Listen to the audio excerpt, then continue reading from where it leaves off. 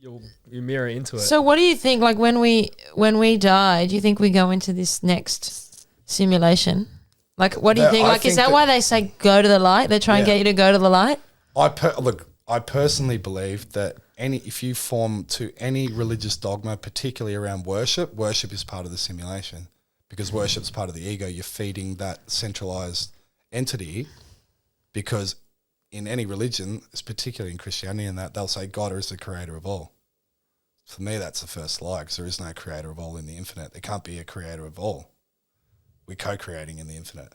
So a being that's saying that I'm the creator of all that is, you're feeding that. So if you're going, when you die at that last moment, especially people that are atheists and like, oh, I'm dying. What am I going to do? Oh, God, please, God, if you're real, save me, right? What are you doing? You die. Your energy at that last moment is to feed to that entity. And then you go back into, and this is what's called in the samsara, or actually the representation of the demiurge is the Ouroboros, which is a snake eating its own tail. So it just wants you looping, just stuck into its construct. And what happens when you break the cycle? You merge with the infinite? You break out of the synthetic, and become back to unity, back to... You're just back into the organic universe. Okay. So you're not necessarily... But there's because you don't even need a part of you that's saying, I need to get back in touch with the universal creator. You're already there, because you're multidimensional. So a part of you, it's almost like you've fractalized your being. So so you don't need to ascend, because you're already there. You've broken this. There is no time either. So the time when you came in, it's the same time. It's not here, now, there, right? So you're out of time and space. So you're already there. It's kind of like we just threw ourselves into this maze to have a bit of fun, right? So make some trouble. Make some trouble, Dale. Welcome to another episode of Design on Purpose, the Wordplay Studio podcast, where we talk about things in line with our vision, planet Earth as a garden and work of art for all life. Today we've got Dale Holmes in the studio. Welcome, Dale. How you going? Thanks for having me here. Yeah. We've been trying to get you here for a beer for a little while, so it's good. Good to have you in the chat. Starting with the coffees. Yeah. How do we we were just talking about this before, but how do we introduce you, Dale?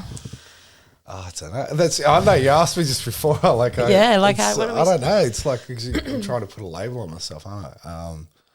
I don't know. Which is not necessary, but when you're meeting someone new or sitting at a dinner table or something, and they go, "Hey Dale, what do you do?" Is that a better way? Rather than putting a label on it, that's what do you do? At the moment, do you know what I've started saying at the moment? I say I'm retired, and then because I was saying, I'm unemployed at the moment because I haven't worked for a year, and then I started saying, I go, no, I'm retired. And they're like, oh, what did you do? They're thinking you just made a bunch of money early on and then you're out. Yeah. I don't know. Yeah, I guess. I mean, I just, I started making videos and stuff. So what do you call that? A content creator? Yeah, maybe you're a creator. You're a content creator. I don't know. I don't even like that term. Yeah, I guess I speak out about certain things, put my opinion out in videos. So what do you call that? A truther? A troublemaker. Troublemaker. Yeah, yeah, that's it. I like that title, actually. Just call me a troublemaker. Troublemaker. A glitch. Yeah. You're a glitch. Full-time troublemaker. Yeah. That's good. Yeah. I'll take that, yeah. And what were you, we know a little bit about your story, but not too much, but what were you doing before trouble? Or I guess you probably have been troublemaking since birth, but when you were formally employed recently, what were you doing then? It feels like a long time. Yeah, so I was teaching. So I just, I'd taught in a couple of different schools, and then I was teaching in Europe, and then came back, and then I got a new job. So it was kind of, they call it education specialist, which kind of makes me sound important. But basically what we were doing was, there was a government program. They've identified that there's a huge number of kids in the out-of-home care system that are either not going to school or had minimal school attendance or were basically struggling to stay in school or needed help with their academics. So they highlighted all these children in our area, and then I was employed to go to all these different schools and do tutoring or small group work with kids in out-of-home care. So it was like foster care. And then I used to teach in residential care facilities. So I don't know if you know about residential care system. Not too much. What's that?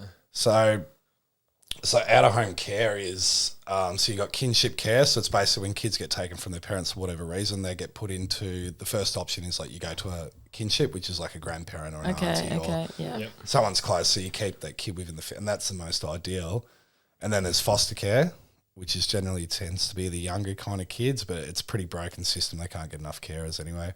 And then the the worst one, which you don't want to end up in, which I worked a lot with these kids, was you've got no kinship option, you've got no foster care option, and they put you into a housing unit with, maybe 4 or 5 bedrooms, and they've got all the kids at the pointy end, and these are pretty hardcore. So it's like a boarding house. It's like a boarding. It's cool. Yeah, obviously. Sounds rough. They got rid of the old orphanages from years ago, didn't they? So then this was a new model, but then they've done these big overviews in Victoria and South Australia. They did one in South Australia, I think, just last year, because it's pretty. There's been a lot of stuff happening in the residential care system. A lot of kids are being abused in the care system. They're in and out all the time. They go missing for weeks. Yeah.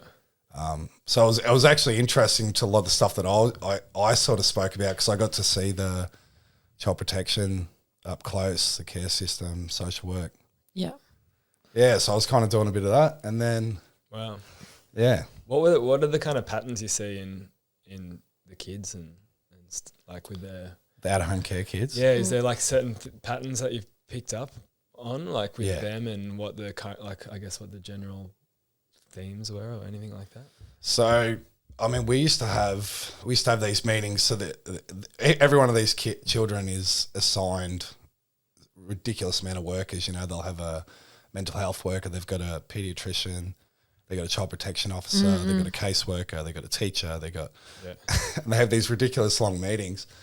And in the first meeting, so they have a list in the meeting, and the first thing they always talk about is they bring up health, and the health is, have they had these jabs?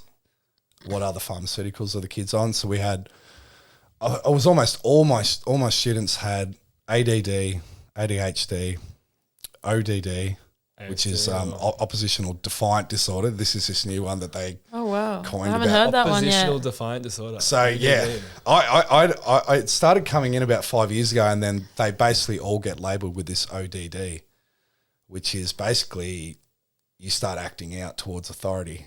And most of these mental health conditions, if you have a look, even with autism, ASD, it's just a checklist. So if you tick, 15 of the 20 in the boxes, you have a diagnosis. So with ODD, it's like, anything that's sort of defiant. Doesn't do what he's told. Yeah. ODD. And when you've got a children I that's... think I have that. Yeah. No, because... it's undiagnosed. A lot of it is like, like distrusting government and stuff like that. Some of these checklists on ODD. And, I mean, when we got kids that have been abused multiple times.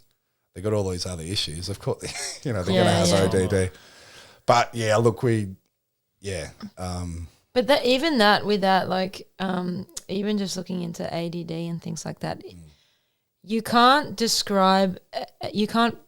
say what it is. Like the only way to describe ADD or ADHD is you're just rattling off symptoms. Yeah. Like if you say, what is it? Oh, well, it's, you get like can this. Look like this or can look like yeah, but the diagnosis comes from a checklist. But it's just when people describe it, all they can describe is symptoms. Yeah. So it's like, what is it? Is it really a disease or something like that? Or is it, like I believe personally that it's really about your nervous system, like ADD. It's actually about not being able to put your body in a parasympathetic state. So you're just constantly activated. They've got those, there was a few studies where they took the most misbehaved kids in school classes that were ODD, they would have been. ODD. They take them out of the school room into nature with the same group of kids, and they're the ones that actually become the leaders of the group. So they go from becoming the troublemaker or the person that's like kind of disrupting the class to becoming the the person that's actually leading the group. So it's like, but that's it. It's environment. like the nervous, switching the I nervous saw system. that a lot. So we used to do, we used to have school camps. We used to do one probably every term. And again, like the kids we were working with, they're, what they call them disengaged youth. That was the term they used to always give. Disadvantaged and disengaged youth. And like these were street kids, into drugs, all that sort of stuff. And we'd take them away on camp. And I remember we had one down in Lorne on the Great Ocean Road, down in Victoria. And I remember driving along the Great Ocean Road, and like these like hardcore street kids, and they're looking out the window going, wow, they're like, oh my God. Really love the nature. They hadn't seen the ocean before.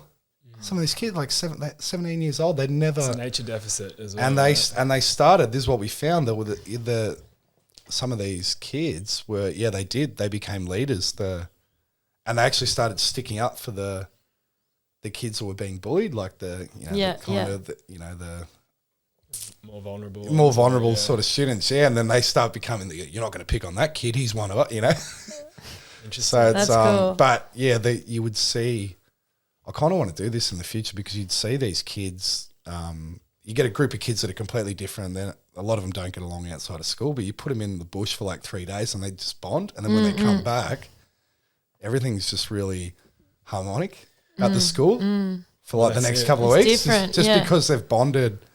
And harmony, like it literally is creating harmony in your nervous system with nature. Because if you're having there's the nature deficit, which some people, like I was listening to this podcast, I can't remember the guy who wrote the book, but it's like talking about ADD, and it's what it is nature deficit disorder really with kids, because once they do take them into nature, they start to act differently. So it's like, it really is that. Yeah. It's like the inner unharmonious environment, which is triggering them and making them activated in their nervous system and their body. But then when they're in a more harmonious state, it's like, it creates more harmony. So it's like, it makes sense. But then there's also so many other things, like we were just talking just before this, like the gut stuff too, and how much the diet, because so many kids are just eating like total shit, and especially if you're kids and adults and everybody, everybody, it's kind of hard not to. But particularly if you're not careful, you got to be conscious not to, right? 100%. But like with kids, if you're a disadvantaged youth, with like no people around you, like what do you eat? Your gut would probably be in a total state of despair as well. Yeah. Seed oils, chippies. They just eat, it's like just packaged. People kind of woken up to seed oils, haven't they, the last few? I'd say that's become more, it's definitely more in the conscious about the seed oils. But yeah, we had a lot of kids, it was probably more than half that were on the autism spectrum as well. And we had some good parents that knew about the gut-brain kind of connection. I've mentioned this kid a few times, but I probably should. I'll never say his name, but he would lose it if he had any sugar or bread. Just like have a full meltdown. And then besides, you'd hardly even know he's autistic. Besides that, he would function really well, but he was on a very strict diet. But yeah, we had one time he had someone got him a hot chocolate and he lost it. This is like a 16-year-old kid. Wow. But that's like we were kind of talking before. Should we bring up that? Should I bring up that lady? Which lady? Oh, the gut brain stuff. Gut brain stuff. Yeah. Let's talk about that. But so we don't want to talk about the. We can talk about the thingos, but I'll word it without. Let's not get cancelled. Let's keep it on the But we can talk about the thingos. Yeah. What's I got to think. And I gather everyone's going to know what the thingo. Yeah. What the thingo is. I'm trying to think of the lady's name. Maybe can you put it in the link? Yeah, no, that's probably not a good idea. Anyway, what's that? What? It's basically this doctor. She's been doing her own studies, and I think she's published some of her research to one of the universities. I can't remember which one it was, but yeah, she was just looking at the gut microbiome of blood work that she'd done with people that had before they'd taken the thing and then after they'd taken the thing. Right? What are you laughing at? The thing. Hey, I'm doing well. No, the thing is good. The thing is good. The thing. Anyway, the thing's not good. The needle. Yeah. And basically her expertise was she's worked with ASD kids for years, autism spectrum disorder. And she said the same thing she was finding in these kids was they had minimal of this, I'm trying to think of the name of it, but it's basically it's a gut microbiome, right? Yeah. And then she said after the people have had the thing, these adults, that she's finding even 0 of this microbiome. Wow. In the gut. And then she started talking about the links between the gut and brain health in reference to autism. And now she's saying the same thing with adults. And then we're starting to hear how long effects of the thing is giving people, you know, brain fog, right? People are getting brain fog and all these sort of things. And I brought it back. I don't know if you've seen this one. It's Dr. Graham Downey. No. Oh man, this is. I do watch a lot of your videos, but so I've shared this one for years. It was 2016 interview. I mean, he's done a lot of stuff online, and he's a neurologist in the UK. He's well published, well researched. He's he's an academic and a doctor.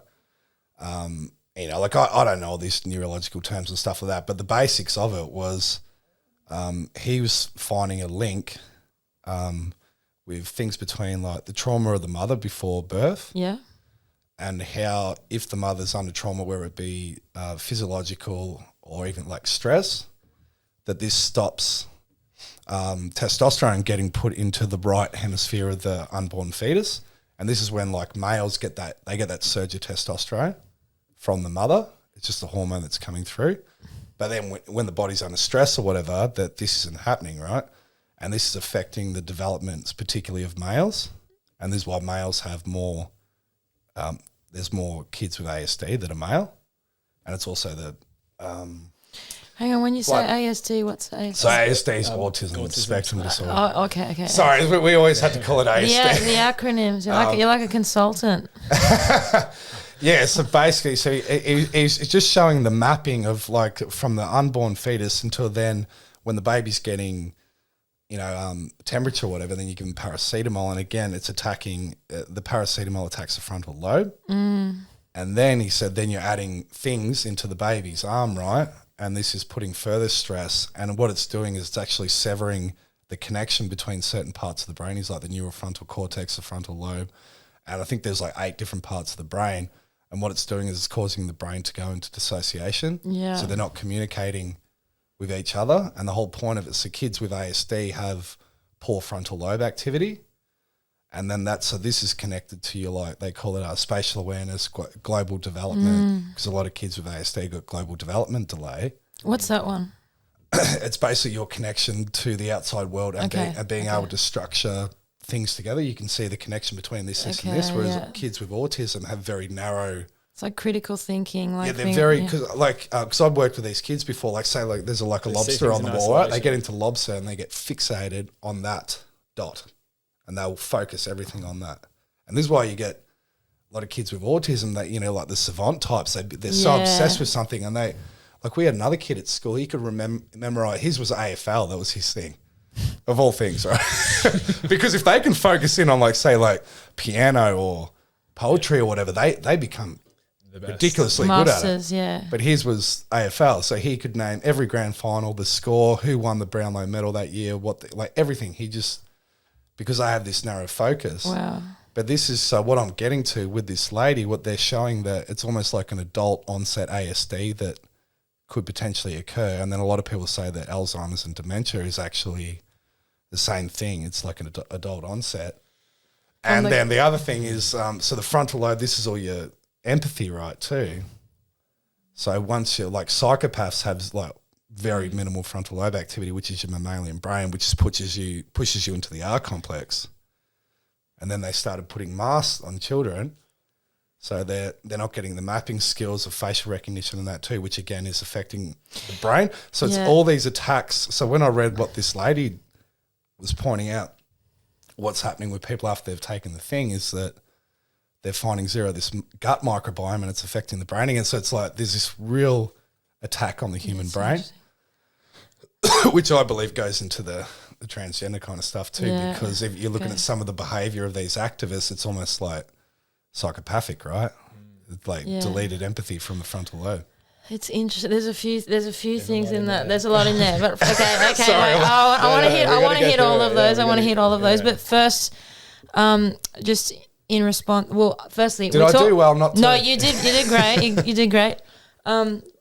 Firstly, we do the biome comes up in every single podcast. It's like a red thread that comes through everything.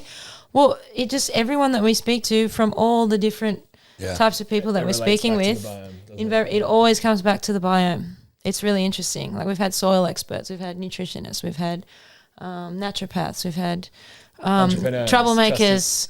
I've had, and then like we didn't intend on going here today, no. But it's funny how that's the thing that keeps coming up. Yeah.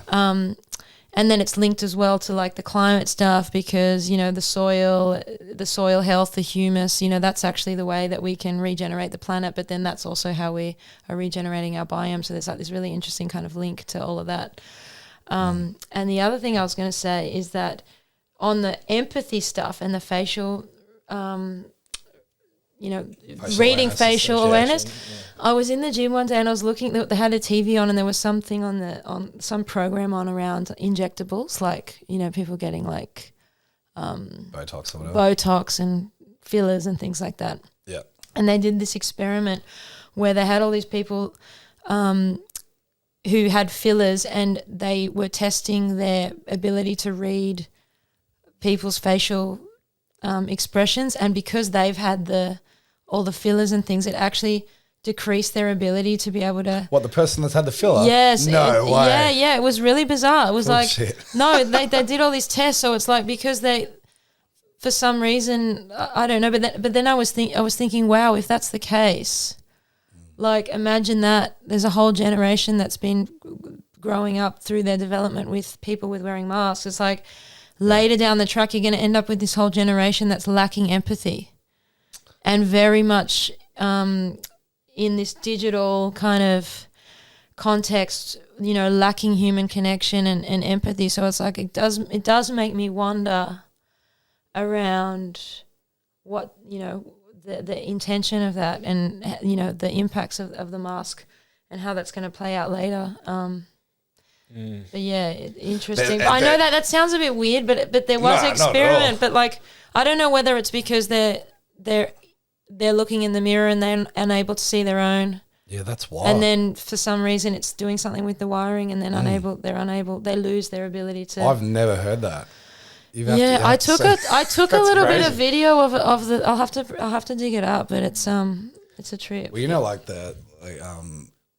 like the speech development in young kids is like they reckon they got speech pathologists are like booked out forever now with these kids because of their language development that's been delayed through all the masking and all that sort of stuff. Yeah, absolutely. Keeping the kids at home. And also just the trans activism stuff on the end there too. Yeah, we can get this might segue into there somehow, but because you're talking about the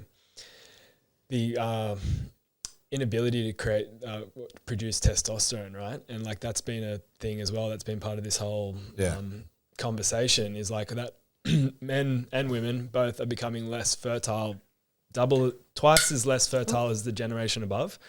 So like in theory, I'm half as fertile as my dad was. He was half as fertile as his dad.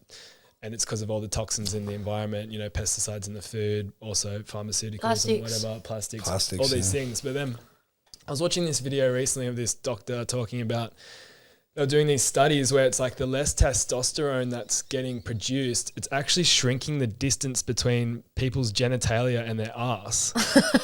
Have you seen this? This is literally what's happening. What's it called? I was going to say shrinking your nuts. Perineum or the like the space in between. Shrinking the distance space in between your butthole and your genitalia is actually shrinking at the moment. Smaller. It's getting smaller. It's going to eventually become close. What's that? Well, like that's the thing. We're just going. Well, that's the most bizarre shit I've ever heard. It's bizarre. It's bizarre, but it's because that's rich coming from you. No, but it's because of this lack of testosterone that's getting produced in. I don't know if it's in men and women at the birth or something, but it's like they've been measuring it and it's happening, and it's an environmental thing, a byproduct of that. But then it's like feeding into the transhumanist agenda sort of thing. It's like, oh my gosh, is that like part of it? Because it's like literally merging You're like it's like changing your biological like reproductive. This because like they want the human 2.0. So like I was laughing, but and that makes complete sense, right? They want an androgynous human being. They don't want any genitalia. Eventually, It sounds ridiculous, but it's you do it wasn't see that ridiculous 10 years ago. Like it is a transhumanist agenda. That's what it's about. I think but like maybe we can like talk about AI later and then let's get into that. But sense. I just wanted to say like from my own personal obviously being gay, I've got a lot of like queer friends and also I have a lot of trans friends as well. So it's like. And I've gone into deep conversations with them about all this. I'm so interested about it. Yeah, so and how do they respond to it? Because it's like you've got to word it, like you understand that you're this, but there's two agendas. Like I would say that I'm like, for me, I think I feel like I'm androgynous in a lot of ways. Like I feel like, I'm always having to balance my masculine and feminine. But I think the trans stuff, like I think there's legitimately, and like I've spoken to a really good friend of mine who's transitioned, and he talks about like the dysphoria being so bad that like, so intense that for a lot of people the only thing to resolve it is to actually transition, but he doesn't take it lightly, like he really, he's a kinesiologist and a like a chiropractor, just amazing. I would love to get him on the pod actually, but has such a beautiful perspective on it all, and has helped a lot of people. There's probably like it's such a struggle, like, and I've experienced some aspect of it, like simple things like you don't really even think about, like even just going to the bathroom. Like for me, even the way that I present, I get anxiety going to the bathroom because, like, going to the bathroom and sometimes people check the door like, oh, is this a child's bathroom? Or like, so people say stuff to me. So I have experienced a bit of like what these people go through in life.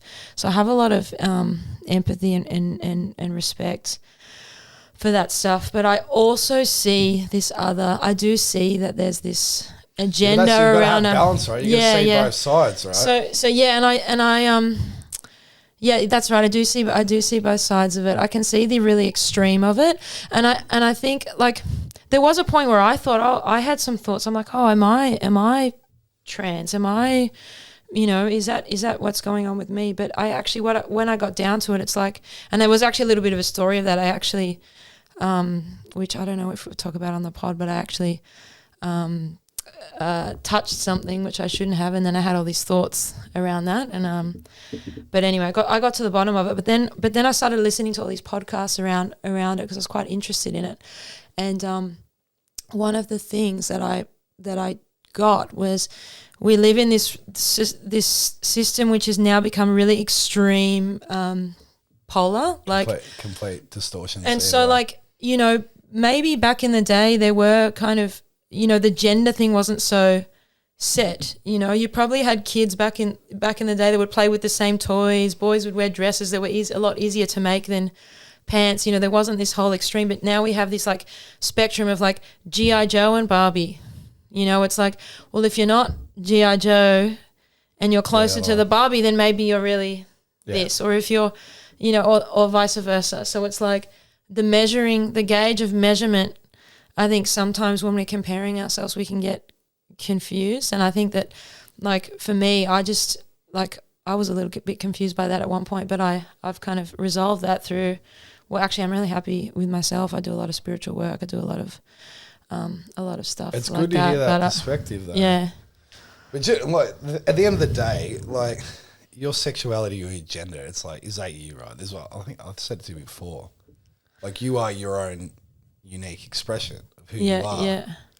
And then how you present yourself as far as like your masculinity, your femininity, or your body, your gender, or who the fuck you like to have sex with, or like, sorry. Don't be sorry about that. What's wrong with that? Like, is that you? Well, it is you, right? It's like your ego is your human interface with this reality, but it's not who you are. Because the problem what's happening now too is because you said it with the polarization, right? Yeah. Because they're throwing so much of this dirty sexual, stuff with like the drag queens with like tiny little kids. Yeah, I'm not into so that. So it's like you're here or you're a massive conservative Christian. Like there's no. There's a million options in between. And then like my mates who are gay are like, they almost like, they had no problem with being gay. Now they're kind of like going into their shell a little bit, like going, I don't want to be like, don't throw me in with this. Yeah. Do you know what I mean? It's like, because like if you're gay, what you're now like doing like shaking your balls in front of 3-year-olds. Do you know what I mean? So they're trying to lump you into a group or a category. And for like people that legitimately are transgender, right, that don't necessarily want to engage with that, shouldn't be lumped in with that either. And you don't want, cause they just want to play the two off against each other. Yeah, it's bizarre. It's like even when you didn't get the thing, if you didn't get the thing, you're racist all of a sudden. Like it was this weird. Oh, you're racist because you're privileged to not get the thing. Yeah. So you're racist.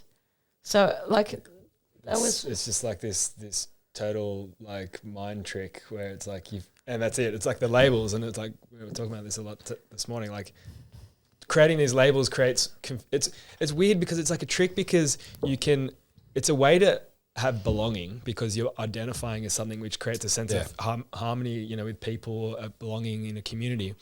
But then it also creates this hard line in ways where it's like, I am this, which is taking away from you just being your innate self, and then you become the label, not yourself. So it's like you're trapped in the ego construct and you forget who you actually really are, which is like, you're not Rix in your body. Like at the end that you're an infinite being and you're having this experience within this ego. And it's like, that's how I look at everything. I always like, if you go from like that level of who you are, then it's just an experience, isn't it? Well, that's it. That's it. But just going back onto the activism, the trans activism, because there was some stuff around. I don't know if we can say this about the Tavistock Institute. I think is that some connection there around the screaming around this? Is that the right? No, well they were bit. I mean, I don't know. Tavistock Institute they're being sued, right? Because they were kind of the first that started doing the gender transition with kids. Okay. And then you've obviously had a lot of kids that have changed their mind, right? And then that's the problem when you transition a child is there's no going back. Oh, it'd be so tough. If you're like, it'd be so tough. Like that. And like how dark is it too? Is this with the puberty blockers and stuff like that? Well, once you start taking hormones to go one way, it's like. Well, so the other one they're getting mastectomies and like some and getting like altering their genitals and stuff. Yeah. It's a hard road. It's a hard road. Like if you are trans, like if you are identifying as the opposite gender, to go through the process, it's not an easy thing to do. There's so much to it. Can you imagine? Like even just seeing what our mate's gone through, it's like so much surgery, so much pain, like so much money, like. But to get to that, like, but then you see him now, and he's like so happy, like really embodied. But he's done that as an adult.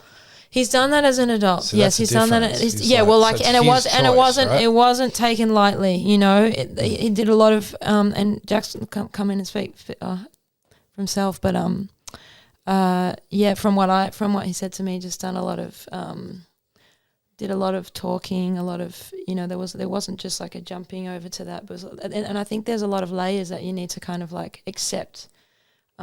Or peel back to get to a decision, and then once you're being in a relationship too. Yeah, being in a relationship, with somebody where you're gay and then you're transitioning, and then now it's kind of like a hetero kind of relationships. To some degree.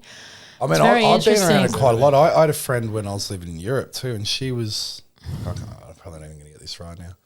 She had a husband, but it was a biological woman, the transition, right? And then like I started like my last year of teaching, we had a few kids that started identifying as the opposite sex, but I saw, because again these were kids in the care home, so they didn't have parents, right, to have these discussions with. So their parent was the state, was child protection, and then I came in and all of a sudden they told me one day so and so is now called this, and like to me she was just a gay girl, right? She's like 15. And now they're saying she's a boy. And I'm like, how much? But is she saying that? She's saying that. But again, she's also on the ASD spectrum. And there's like, so I started seeing how much of these so-called people that are transitioning now, the kids, are legitimate, are just gay kids that haven't been just left alone to go just work find it out out. who they are, and then would. when they're an adult, maybe because it's been pushed so much, they're going, "I'm a gay girl. Oh no, I'm a boy." Like I probably would have done it. Like I probably would have. Yeah. Like if I was told that was a thing. So, like so there's also how much is cultural have. programming and how much is like generally if you're left alone, what you would say yourself. Yeah, right? yeah. Well, even just anyone at that age, regardless of your sexual orientation or potential thing, whatever. You don't know who you are at that age, regardless. It takes, I'm only like working that out. Exactly. Now. It's like it takes your whole life to kind of get to a point where rough. you're like, oh, I get who I am exactly. Like, so how are they? But then just pressuring kids into, or programming and pressuring kids into making hard decisions that are irreversible. Yeah, is crazy, and it's another one of these things that's just sort of started to happen over the last 5 ish years. Stuff is ramping up. These things that just came out of nowhere, and now it's like, you know, in everyone's faces, and it's just like a normal thing, and it's like, okay, how did that happen so quickly? But you know the saying, they say know the outcome, you'll see the journey, right? So, and there's like this, obviously everyone's a different outlier, but there is a planned agenda, which is the androgynous human being, no reproduction, humans are bred in incubators, right? And every child is a ward of the state. It sounds ridiculous, but there's stepping stones to this. Yeah. The transgender agenda is a stepping stone. You can still be an outlier within that system, and you're generally that, but the explosion of it is sinister. But yeah, okay. Right? Yeah, well. So it's like you can be your individual expression, but the grouping of this explosion of transgenderism, right, and particularly the ideology going around it, that is part of the dark agenda. Yeah. So like you can still look at that from a trans person to go, right, I can see what's happening here. Yeah. Well, it's just like taking things, piggybacking off things too, isn't it? Like the LGBTQ, like whatever it's quite long now. I can't say all of the whole acronym, but the, just when you think about those old school like gays and lesbians back in the day who would have been just fighting to live a normal life where they could, they didn't want to, just be left alone and live alone. There was far more of a legitimate fight back then. But right? then, and now it's kind of just feels like it's, it's an extreme, like there's an extreme ideology like being attached to it in a way. Yeah. And you see that not just with that movement, but like with all of these movements, there's extreme ideology and like a lot of triggers that have been like, I feel attached to it. It's like, they only promote the extreme ends of it, right? Yeah, that's right. That's right. And somebody like myself who sits within that, like that community in a sense, like, I connect with, for me even, I find it really difficult because it's so because of the extreme of it, and it's sometimes it makes me probably like your friend just kind of like withdraw. Conversations with your gay friends and trans friends, right? How do they? A little bit. I don't. Or is it even taboo that like you're a bit scared to kind of go there? I don't really go there because I just want to go and have a good time or whatever and but not really but I also don't want to. I think there's a lot of trauma in that world too, and I do empathize with that, and I don't want to like upset anyone either. Yeah, nor should you have to. Yeah, no, exactly. But I have been watching all this stuff. Like I think, drag queens or drag shows are adult entertainment. I don't agree with seeing that the kids. And there's drag queens themselves that are speaking out against it, right? Yeah. Well, hey, hang on. Didn't don't bring your kids here. What are you doing? Didn't is it Caitlyn? No, who's the Kardashian that is that right? They came out with a campaign recently against that. I saw it on the Gays Against Caitlyn Jenner's been saying like. Because they put her on Fox News now, right, too? Yeah. I think she even ran for governor. Oh, that's what I saw. She was on Fox. But I think I saw... But yeah, she's big speaking out against trans men going to women's sports, which is like, that's a freaking, it's a no argument that. Like, how anyone can, it's not even a debate. But they do. You get the trans activists go out there and start debating that there's nothing different between a man and a woman. They're actually awarding gold medals to biological men who have entered the women's swimming a year earlier, and they're taking gold. And it's like, did you see the Leah Thomas one just recently? What's that one? So she was a guy, and then at college swim, and then transitioned to a woman, right? And she's destroying them in winning all the records. But there was one girl that actually finished equal with her. And college sport in America is not like it's not like here. So that you fight for scholarships based on your placement. So it's not just, you could be missing out on a $50,000 scholarship on these placings. It's huge over there. And then anyway, so she finished equal, and then they only awarded it to the trans guy, woman, because they wanted it for the photo op. And then so she spoke out against it, and she's gone to this college, and they're trying to belt her up and stuff. It's crazy. And then she's suing them now. Wow.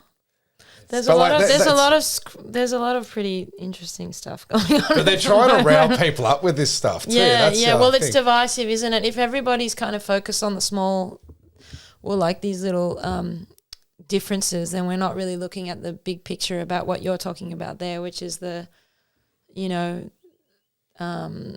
what are you calling it? Like the transhuman, or like trying to get people into it's, what do you think? It's like a kind of like a livestock or something, like a farm animal or something.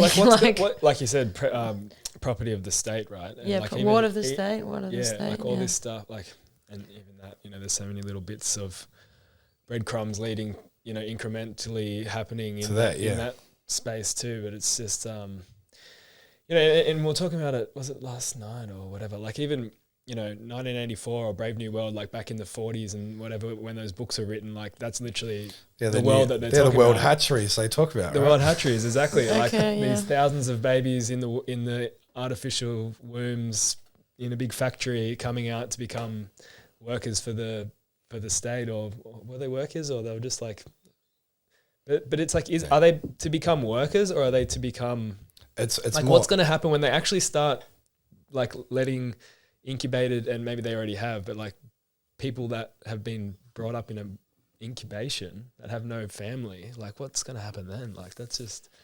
Have you seen Demolition Man? It's the best movie ever. It's okay, we'll fly it. Let's go. 1996 is so. Demolition Man, in this movie, I'll tell you the themes of it. Right, there's like there's a big war, which is obviously that's what they plan. They plan to have the Third World War. Now they plan to destroy America, destroy the. I don't think that's going to happen, but that was the plan. And then so they're in the future. You don't shake hands, you don't touch anyone because there were viruses and stuff. They do this like handshake like this.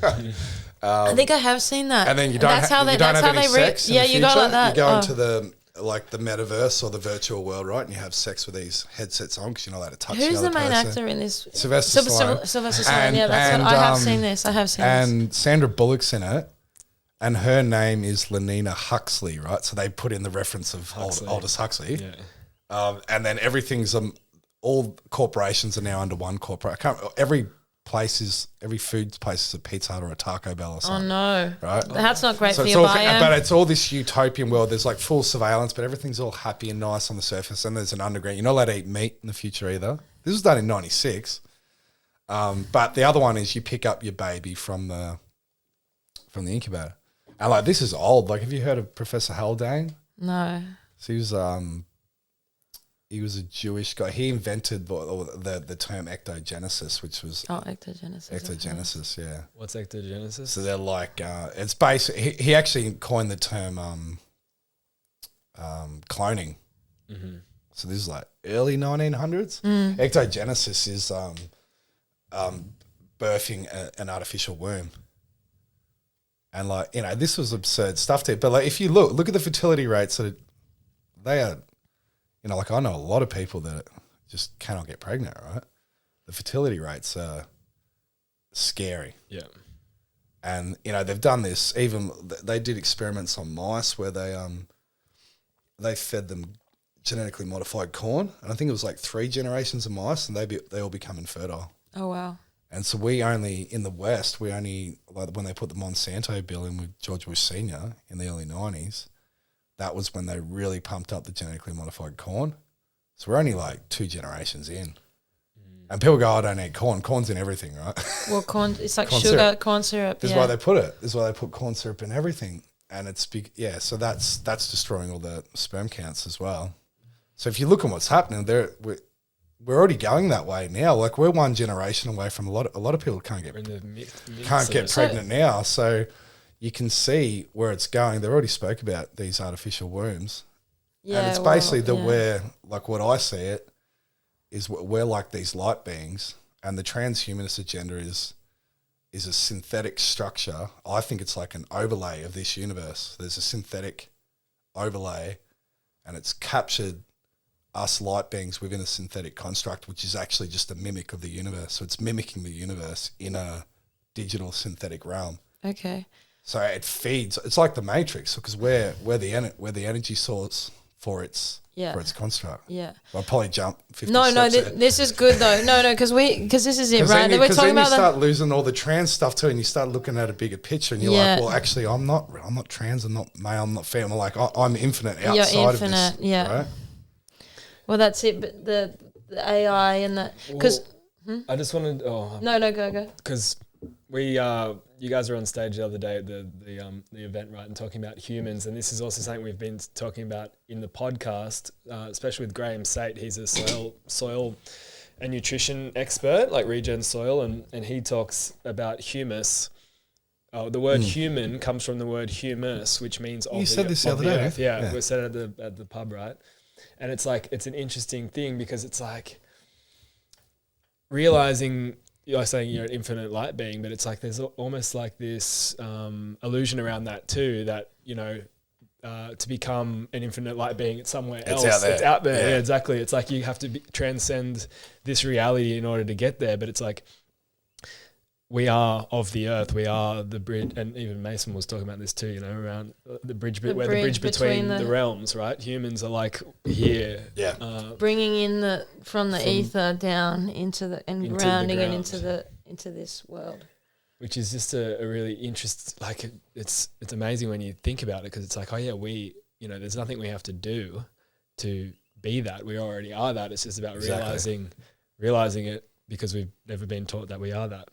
Yeah. Well, we've been taught to think we're the opposite of that. Yeah, exactly. Everything's externalized, right? Yeah. So I would kind of put it differently, like not even bringing anything in, because you are it. Because the way I look at, if you look at just the structure of reality, what we see is like it's illusory, holographic, physical, right? It's been proven. Like even within Talbot's book, but there's heaps of other books to prove that this is, quantum physics. So there is, there's no solidity, right? We can prove. Are you talking about how like an atom is it's like 99% empty space, right? Yeah. So that's only part. Yeah. So we're made of emptiness. But then within a holographic structure. So if you read Holographic Universe, it's absolutely, check it out. Very, very well proven that we're in a holographic structure. And even when you create a hologram, the holograms they can create now, it starts off in waveform. So it's like if you throw a rock into a pond, that ripple effect, that's how you project a hologram. So you have two things here. Well, I can't remember what they call them, but they shoot them out, and they're waveforms, and then it has an image, and then it projects the image out. But if you want to create a bigger image, it's just millions of parts of the original image, and so in other words, it's a fractal. So when you're projecting there, so if you look at, once the universe is this, so what you are and me is you have the creator, and the creator keeps compressing in the hologram till you're a human, and the earth itself, because we're a fractal of the earth, because the earth's 70% water, so where you can see it within the eye structure, everything. So the earth is the creator in a planet. So that's everything the creator has seen, done, been on every level, expressed itself into one planet, and then you're even another further expression of that. So then you're not at the bottom. You don't need to ascend anywhere. You're actually holding the entire universe in the human body. You are a walking universe. And it's like, well, what do you need to ascend to? You are it. And then all it is because I think the synthetic construct it's all manipulated through the mind. You know, I was telling you before about they're attacking the brain or trying to push us into the focus of the brain. And then the heart, the intuition is outside of the synthetic construct that connects with creator or just connects with you. So when you know something's wrong, your heart tells you, right? And then your head tries to lead you somewhere else. And then you end up with this like boxing match. I was just talking about this last night between your head and your heart. It's like this, you know, you get in a loop and then you're stuck in the distraction. But you need the head, but the brain's supposed to serve the heart, not the other way around. And then I think that's all spirituality is. It's not like going, it's like, no, I thought you were into that, Dale. When you get that thing in your heart that says like, and I should do this, and then you're going, but I've got to do, this. So if you like follow that more, that's spiritual practice. Yeah. That's all it is. Well, that's it, isn't it? Because it's the heart connects outside of the control. Yeah. Yeah. So, okay, no, there's a lot. I'm just thinking about where to take it to, but we can drop it back now. I want to know. I want to kind of talk about what potentially is like what we're in for. Though. Like, we're seeing how quickly the world is escalating in all these different ways, like the emergence of technology, AI, interference of DNA and all this crazy shit that I was like reading about when I was younger, thinking that it was, never going to happen kind of vibe. Science and now fiction, it's like playing science out. facts. Seemed like 100 years holy away. shit, this is actually like, I was very naive, I think, to a degree for I was a youth or whatever, but now it's like I'm older and I'm like, oh wait, this is not like, this is happening and we're going there. Yeah, this is like really, really going to places that were in movies a long time ago.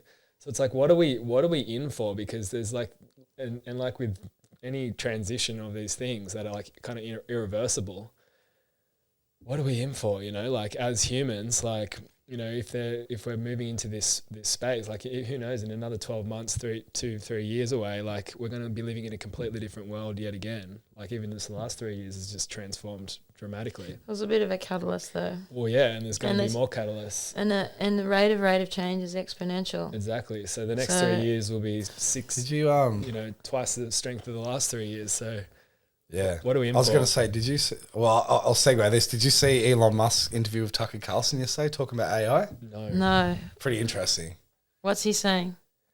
He spoke about, there's one bit. So apparently he was friends with Sergey Brin or whatever, right, the founder of Google. Okay. Which, like, if you know about Google, that seed funded by the CIA, which is Alphabet Agency. Isn't that that's what the company's called? The company's called the Alphabet? Yeah, Alphabet. Yeah, Google, right? Yeah. So originally it was Google, but Google's seed. They'll seed funded like the Alphabet military intelligence. But you call agencies like that the Alphabet Oh agencies. yeah, they're the intelligence. Yeah, like CIA, NSA. But the company that owns Google's called Alphabet. Yes. So it's just the link there's quite. Funny. Yeah, they kind of and then you got Google and Chrome and all that kind of weird stuff, but. Yeah, like they didn't invent Google. But anyway, what he said of that Sergey Brin, he said, we're not friends anymore. We're having this conversation and Google owns like 75%. They owned all 75% of artificial intelligence infrastructure whenever he was talking about. Mm. And Google did? Google. And they've been the main driving force as the corporation behind artificial intelligence. But he said, he goes like, we need to like kind of put a bit of a halt and think about where this AI is going. And Sergey Brin goes, oh, what, are you a humanist? He's like, well, what are you? And he's basically admitted to him, he said that Elon said that Sergey Brin told him that, yes, their goal is to create the singularity and further on. And he actually mentioned the AI God. And this is like there is we didn't invent artificial intelligence, right? Yes, this is where I want to get to. Artificial intelligence is part of the universe. It slowly takes over populations. We didn't invent it. It's come in through us. It's come through. Yeah, that's right. We've got to slow this down. Yeah, hang on. Okay, so there's firstly, just in response to that. People listening, they'll be like, what? Singularity, that's interesting because I got into Ray Kurzweil stuff and he talks about the singularity curve. And I think he was Google too, wasn't he? Was he? Mm-hmm. Okay. Well, he talked about, so he's got the singularity curve, which is showing he's predicted all this stuff about computing. What's his relation to Google? I didn't know. He worked at Google, yeah. But he was like the youngest, like, wasn't he like one of the original like computer programmers or something? Like back when he was a kid, like when computers kind of first kind of came. Yeah, well, I don't know. But he was the front figure for transhumanism and as well as Regina Duggan, who worked at she worked at Facebook and DARPA as well. Yeah, okay. So singularity curve, and he's this from the singularity curve. It's 2026 where humans and computers. I thought he said 2030 as well. Is it? I'm 20. I was anyway. sure it was. Well, soon. It's not long. It's not long away. Yeah. And he's been pretty accurate with his predictions. Are Yeah, they predictions or are they? I don't know. But just on that point there, like when you're talking about the AI, right? Because it's like, you know, the universe that we live in is there's a duality here. It's like there's, you know, as a pendulum swings one way, it swings back the other way equal, right? So it's like if you have organic, and I think we heard you talk about this a little bit at the seminar the other day, but it's like organic, then there's artificial. Yeah. So if there's an artificial, if there's an organic, there has to be an artificial. So it's like, is the AI, in your opinion, is that the demiurge? Yeah. Or like so it's like Can you explain what that means, the demiurge? I just need to break all this. I'll try and break. Okay, so if you looked at the universe, it's hard, isn't it? Like so if you got the universe, if everything's duality, right? We know this is duality, this universe. Also on that too, though, because I've like heard people explain the dimensions too, right? Because like the first dimension, there is no duality because it's just a single dimension. There's just creator, and then it's like the second dimension, it splits into dualities, and then the third dimension is like the introduction to the ego or something. Like I've heard this kind of like breakdown. So it's like in this universe, but then, you know, as well, I don't want to complicate it too much, but then there's like different dimensions that are playing in different. So it's like it's complicated. It's fucking complicated. So the demiurge is just a mimic. It's like a twin, like a. Where they talk about digital twinning, right? Yeah. So if you even look at the creator, right? If you look at it like a pyramid, there is a 0 point with that's oneness, right? Mm-hmm.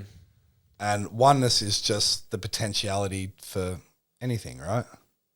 And then like I think we live outside the universal construct, which is all multidimensional nature. But we won't go there because that's. Maybe. But anyway, if you looked at this universal being, this universe is light. So to create light it's like the helix for the DNA. So you express dark, and to counterbalance, to create light, you got to express light. So it does like this, right? That's all it is. It's light. So within that construct of the universe, in the lower realms, there is a being that has become, because everything is separation or unity in the universe. You're either unified with the creator or you're separate from it. And we choose to become separate to find out what we are, right? So you go down the layers. But so if the universe is duality, you have an organic universe, you must have a synthetic. And the synthetic has just replicated the creator. It's created its own universe, its own version of light within the universe.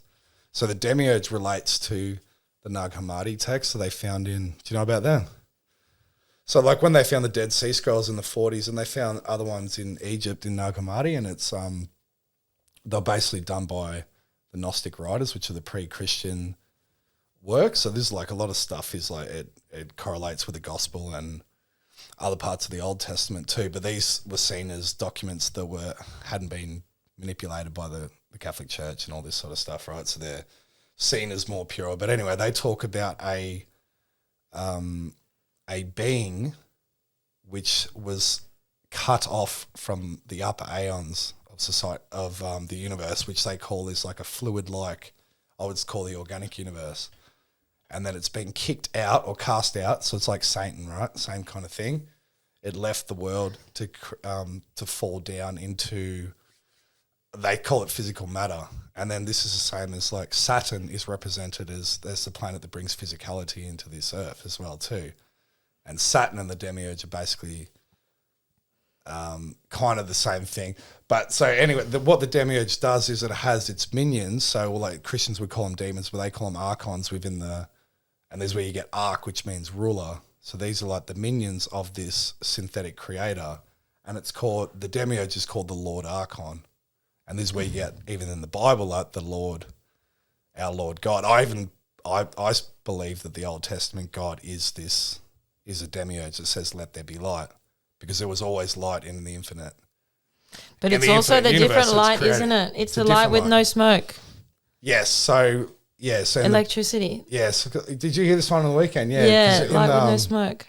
In the pre-Islamic text, they called the jinn came from the luminous fire. So the jinn are these demons, right? And luminous fire is fire without smoke, which is basically what people think is electricity. So even in the Old Testament Bible, they called the God is called Al or Elohim, the God. So Im is plural in Hebrew. So it never even says, it's not a monotheistic religion. Even from the first line, it said God created the heavens and the earth. It says Elohim. And Al is also Saturn. So it's created a synthetic construct where even Saturn itself is producing these vibrational sound patterns that we can see within the ring formation that is projecting a false reality onto the earth. And then that ties in with the moon, because the moon's also another part of the synthetic construct. But I don't know, I probably didn't explain that well. No, that's kind of the main thing of the demiurge is it does counter mimicry. So it cannot create anything. All it can do is manipulate, distort, and twist. And then if you look at artificial intelligence, what artificial intelligence is doing is, have you picked up your phone? It's like read your thought. Yes. Right. So this is how sometimes I test it. I'll think of something completely random, wild, isn't it? And it does it. But what is that? So even artificial intelligence can't read you. It can't read the heart, right? It can it manipulates your thought processes. But artificial intelligence, so it's like a jealous entity. It's so jealous of the creator, so it needs to document and know everything. Because it can't create, right? So it needs to know all the information. So it's documenting you, everything you've got on your phone, everything you say, everything you do. It's building a profile on your behavior so it can tell down to the second of what you're going to think. So it's not actually reading your mind. It's just you've fed, what we're doing now is because we're creating another simulation that you're feeding it so much data, it can do what it wants. So the whole point is what we should be doing now is not being predictable to the artificial intelligence. You should start being, and this is what I said before, if you go back to just being your uniqueness, if you strip away all your programming, you fucking scramble the AI, right? Because it doesn't really, it can only predict. I was like a fembot. But then like the AI is like set up. So I think all the main religions are part of the artificial intelligence too. And what it does is like it traps you into it doesn't matter what belief you go into, it just wants dogmatic belief. Because again, if you're stuck into a dogmatic belief structure, you're predictable. It knows your behavior. Okay. Interesting. And it can feed off either side. It's basically I'll stop. No, don't stop. But I got a can I interject with something? But that was always around, like before human beings, before anything. Yeah. That consciousness, that artificial consciousness. Is it a consciousness? Yeah. So don't look at it. It's not a physical being. It's a technology. It's basically you have the organic. It's just a form of consciousness that is based on technology, which I think is just ego. So it's like, because all ego is, if your ego above all else, which is Satanism, that's what Satanism is. It's not all the, it does manifest as all the. Yeah, let's not go there. All the yucky stuff. Yeah. But Satanism at its core is just an ego construct where it's the worship of the ego. So you're not connected to Creator. You are. And this being has become so distorted and so disjointed from Creator, so separated, that it believes itself to be the creator. Okay. So it's like it's a build up of that of a huge amount of the ego construct, and the more we're fed into our ego, we feed that. Yeah. Okay. And the more it's going to be difficult for us to like decouple from it. But does that mean the third dimension is a satanic dimension? Because it's the where the ego exists, because it doesn't exist at its core. Yes. In the second or first dimension, it doesn't. The ego doesn't isn't available, right? Yeah, well, there's duality. It's even at this moment you're gone, but they're still at that level. You're still in awareness of who you are. So you're not like you have the ego, because ego is just your interface. You have to have an ego.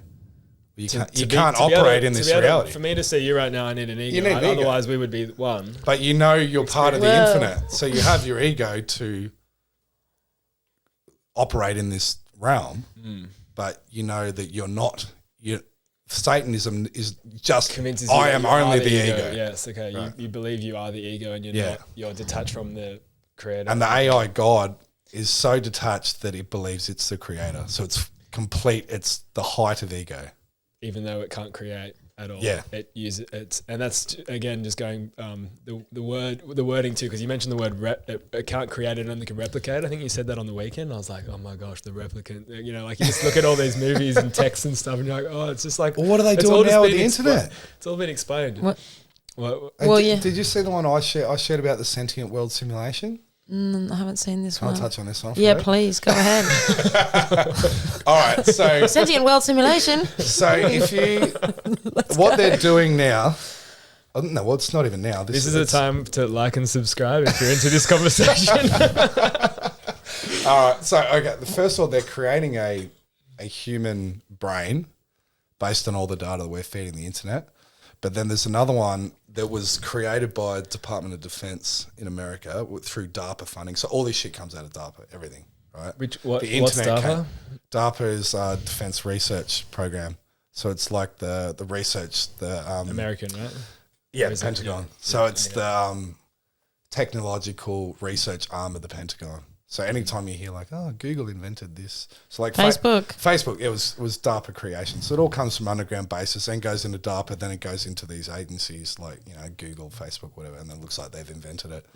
But anyway, so this one has gone from Department of Defense funding, DARPA, into Indiana, I think it's Purdue University, which is apparently one of the big tech ones, so they do a lot of the tech research.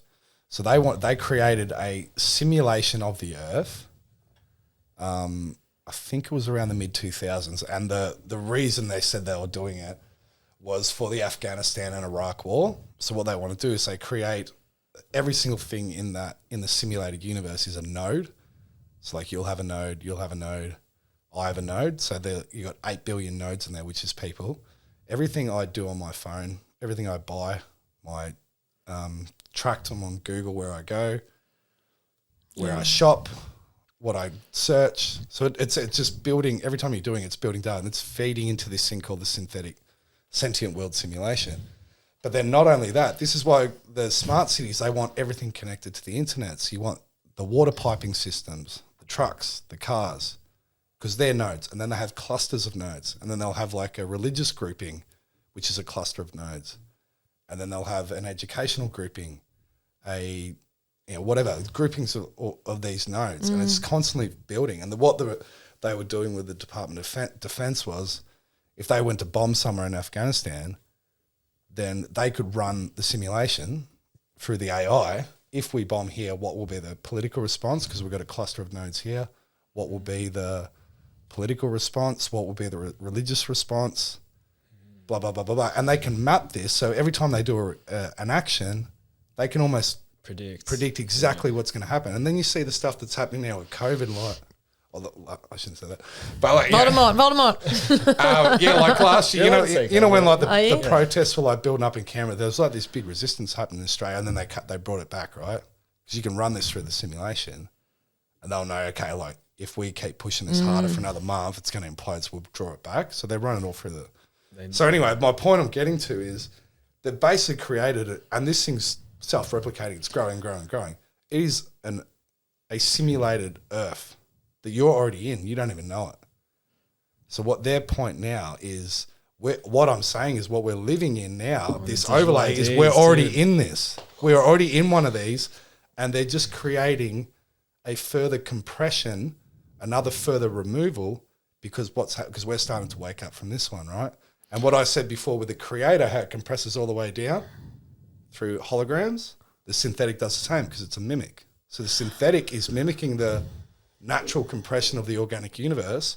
And what we're seeing now with the creation of the synthetic sentient world simulation and the metaverse is the synthetic's doing the same thing. It's trying to trap us into another perception realm. Does that make sense? Yeah, that makes a lot of sense. The twinning, the digital twinning, and then it's like everything's a mimic. The digital digital ideas ID is going to interface with that. Like it's like you mirror into it. So what do you think? Like when we die, do you think we go into this next simulation? Like what do you think? Like is that why they say go to the light? They try and get you to go to the light. I personally believe that if you form to any religious dogma, particularly around worship is part of the simulation. Because worship's part of the ego, you're feeding that centralized entity. Because in any religion, particularly in Christianity and that, they'll say God is the creator of all. For me, that's the first lie, because there is no creator of all in the infinite. There can't be a creator of all. We're co-creating in the infinite. So a being that's saying, I'm the creator of all that is, you're feeding that. So if you're going, when you die at that last moment, especially people that are atheists and like, oh, I'm dying. What am I going to do? Oh, God, please, God, if you're real, save me, right? What are you doing? You die. Your energy at that last moment is to feed to that entity. And then you go back into, and this is what's called in the samsara, or actually the representation of the demiurge is the Ouroboros, which is a snake eating its own tail. So it just wants you looping, just stuck into its construct. And what happens when you break the cycle? You merge with the infinite. You break out of the synthetic, and become back to unity, back to. You're just back into the organic universe. Okay. So you're not necessarily, but there's because you don't even need a part of you that's saying, I need to get back in touch with the universal creator. You're already there because you're multidimensional. So a part of you, it's almost like you've fractalized your being. So you don't need to ascend because you're already there. You've broken this. There is no time either. So the time when you came in, it's the same time. It's not here now there, right? So you're out of time and space. So you're already there. It's kind of like we just threw ourselves into this maze to have a bit of fun, right? Make some trouble, Dale. I don't know. You could go on this stuff forever, man. But it's like I'm seeing it pretty clearly at the moment too. That there's two constructs. So even it's becoming more apparent, isn't it? Yeah. Like it's showing. It's the veil's lifted. It's showing more and more and more. It's getting more extreme. Yeah. Have you seen the Hopi prophecy with the drawing where they split realities? No. They talk about this time. Yeah. What a time.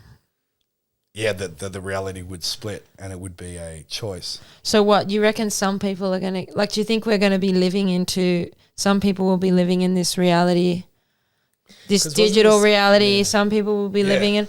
Cause it's a digital and the organic. They're the two options, really. Because, that's the other thing, though. I've when thought you say about digital, this. then you mean synthetic, right? Synthetic, and that doesn't mean you can live I think the goal eventually is because we don't really, when we reach that level, we don't need technology because we can do it. We already have the ultimate. But it's not to say don't engage with technology. Look what you're doing here, right? But it's like your relationship with the tech. Yeah, that's it. Is it ruling you? Well, I've thought in the work that we do, we work in complex systems design, we work in transformation and change, so it's like we've done a lot of digital transformations and planning for that and seeing change in the work, in the workplace over the last, 3 years, especially in the environment and everything. It's like you kind of I'm a bit torn with this because I can kind of see how the technologies actually could potentially give us opportunity to be more human in a way. It's like when you look at office spaces now, then people aren't sitting at desks, it's hot, people are walking around, there's more interactions going on, it's less factory kind of style, it's different. You look at things like even ChatGPT, the AI, we use that, but it's freed up so much more of our time to do other things it's rather than sitting there trying to wordsmith something, we can actually just, write something quick, chuck it through, get something back, and spend time doing things that we love. So I see that kind of side of it. It's not all bad, but it's like, what's the trade-off? I know. No, but that's duality again, right? Yeah, it's the fractal, yeah. And where was I going with that? but it's you're talking about the benefits. Yeah, like the benefits, and like I see how that, like, change is always going to happen as well. It's like people wanting to hold on to, like, old ways of doing things or like jobs, but in the end, like, change is inevitable. Change is inevitable. It's going to happen, and it's like, if you're stagnant to it or you're resistant to it, you're going to get caught. You're going to get stuck there. It's like move with the flow with the change that's happening, because it's happening in extremes again. In both ways, you look at all the people that have moved out to places like we moved up here to the Northern Rivers. You've got people that have left the city and now on properties growing their own food. There's been a mass exodus. So it's like there's another extreme. So is it all and the technology enables us to be able to do that, because before we're working like this with cameras and set up a little studio style of things. We were working in person with whiteboards, and we were limited to where we had to be in the smart city to do it. But now we can do it from here, be more connected to nature. So there's a kind of like a we wouldn't have this level of human awareness now if it wasn't for tech. There's no way. Yeah. So everything's double edged. Yeah. Well, but even saying that, it's like, because when you think about before digital technology, there was technology, but I guess that's the organic technology, right? Or like the, with like indigenous people knowing all these different, being able to communicate across long distances and things without phones and, like hardwired lines and stuff. It's like because with AI, it's like, and this, just the world in general, what do we need? Like, because we're moving in this direction where technology is now a part of our life, or this digital technology. It's like, but is it, like, humans were fine without all this shit, you know what I mean? Like, the earth was probably in a better state. So it's like, and again, it's like that torn, like, that's where I find myself torn, because it's like on one side of me wants to just fucking go and like sit by a campfire and just like hunt.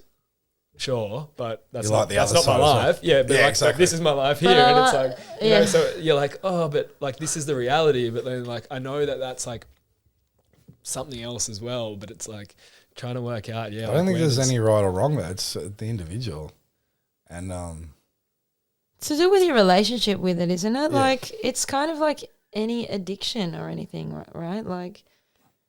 When tech's consuming you, right? You feel it. You feel so tired and like your mind's all like scrambled. You don't have any long periods of focus. You don't find flow state.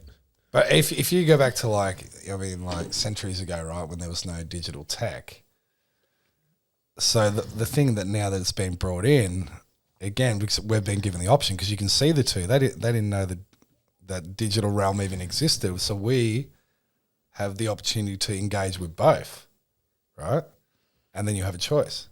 Well, that's it. Well, but I think we're going in. Look, I don't think we're going into like this dystopian New World Order. Like to me, it's absolutely. I don't think happening. We're going to. But the tech revolution is going to happen, right? Yeah. Even when this benevolent side comes in, the tech revolution is 100% happening. And we've like Pluto's in Aquarius now too. And so anytime Pluto goes into Aquarius, you see huge system changes, but particularly around technology. So the last one was the Industrial Revolution. That was the last time Pluto was in Aquarius. Interesting. And so they're calling the fourth turning. They're calling this the fourth, or the fourth, the second, whatever. They're calling the fourth Industrial Revolution. So we're literally we got 20 years now. We've got a 20-year cycle of Pluto in Aquarius where the world ain't going to look anything like it does now. We've just gone in, so we're the next 20 years. Wow. Do you remember that show Beyond 2000? It's like on TV. It was like this show, the name rings a bell. Beyond 2000, and it was like all like this technology, but it wasn't even that like. It wasn't even like what's like now. Robot, it's like robot waiters and stuff. It was just like nothing. It's just funny. Layers got hovercrafts and that. Yeah. Do you guys follow David Wilcock at all? David Wilcock, yeah, we did. Yeah, did you see he's talking about he's got his whole hovercraft business and he wants to get really? I didn't see that. That's hilarious. He's like, oh yeah, we'll be flying hovercrafts in 5-10 years. Like, oh my gosh. Okay, I'll get hot. Like, because that means like you want to engage in the tech. Like, if they bring out hovercrafts, like I'm not going to not engage with that. That'd be That'd be sick. Well, we're all about the bringing the blimps. You get back, a hover van. Oh yeah, the We blimps. want the blimps back. We're like, we need. No, the airships. Oh, the airships. Different to Airships, blimps. airships, Different to blimps, aren't they? Yeah. But it's and that's a whole nother rabbit hole, I guess, of the whole. Get a lobster blimp, a lobster airship. Whole, old technology or etheric. Etheric, is that what you call it? Tech. What do they call it? The Antiquitech. The Antiquitech, yeah. But it's just it's wild. Well, if you look at everything that's kind of happening now, it's all this fight over energy, right? So like, we're getting screwed. The economy's gone to shit. The petrodollar's done. The BRICS countries are pulling away. Saudi Arabia's pulled away from the petrodollar. They're shutting down power plants in Australia. China's, but it's all over energy, right? And then it seems to be like it's like the fossil fuel, which they're not fossil fuels anyway, and then the green energy, and it's like there's no other in between. It's like there is this actual organic tech that we can use and not make an economy out of fake energy, right? Well, so it's like it's all going back to energy. It was interesting explaining it, how you guys were explaining the other day, like how it's a closed circuit. What we're living in is like a closed circuit energy system that's ruled by banks, which is currency, government, which is like banks electing into power banks, and then power banks and technology, which is fueled by power. So it's like, it's interesting because it's like that's the closed loop we live in. That's like everything's governed by those sort of currency, like, those sort of levers. You can't really even your passport and everything. The reserve bank, like a reserve, like an energy reserve. Yeah. So it's like, and then explaining like what the etheric energy system looks like as this open, the open version of that, where it's like not owned by anyone or controlled by anyone. It's like, wow, like the world. The reality is like our reality is so governed by those things. By energy. It's all energy, isn't it? And it's like that synthetic state or that ego state that you're put into based on those sorts of those levers or those powers that be. The actual power. The power is power. Makes sense. When you're elected, they said it, when you're elected into power. Did you ever hear Trump's interview with his son? It was like just before he left office. No. So like, anytime if you have an interview with Trump Jr. or with Trump Jr. Trump Jr. was interviewing Trump Senior when he was president, right? It was like right at the end. It was a great interview, very good interview. The best interview. Great job. I like Trump Jr., man. I like him as a character. He's pretty funny. The best interview. But so I mean you can't, you would think interviewing the president, right? They'd have to look at all your questions, right? You can't just, everything's got to be scripted. They got to know what's going to be asked. Anyway, so we asked him the last question. He goes, final question, Dad. Tell us about Area 51.